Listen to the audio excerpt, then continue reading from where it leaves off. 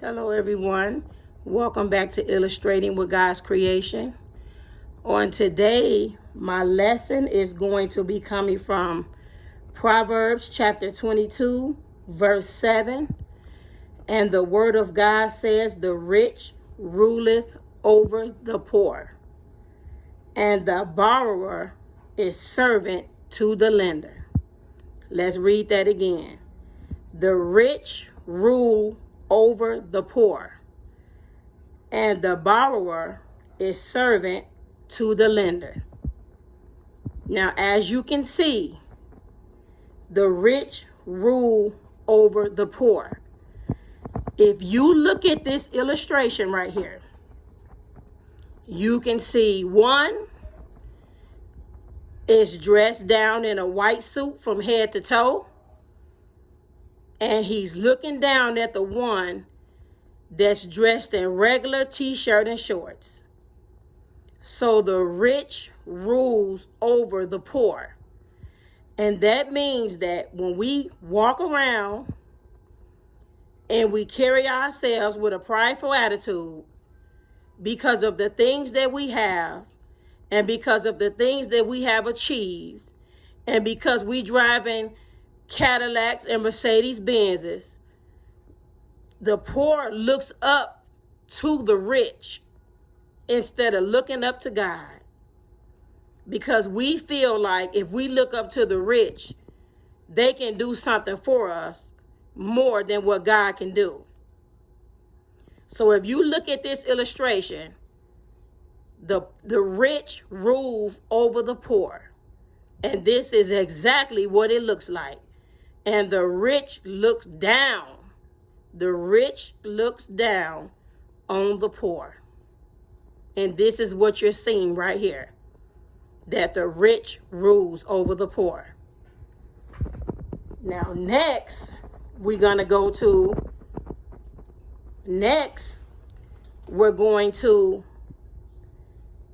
the borrower is servant to the lender. The borrower is servant to the lender. So what this means is that when you borrow money from people, people hold that over your head. You become a servant unto them. You become their slave. Because when people let you borrow money from them, or whatever the case may be that you borrowing from someone, it gives them power over you. So let's not be too quick to borrow from people, because people is not like God. When they let you borrow stuff, it comes with a price.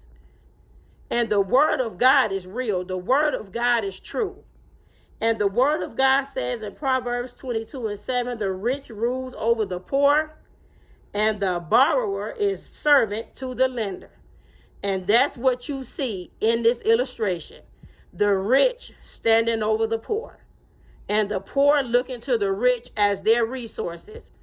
The poor looking to the rich as they way out, when Jesus said, I am the way, the truth, and the life, and no man comes to the Father except through me. The word of God says in 1 Corinthians 1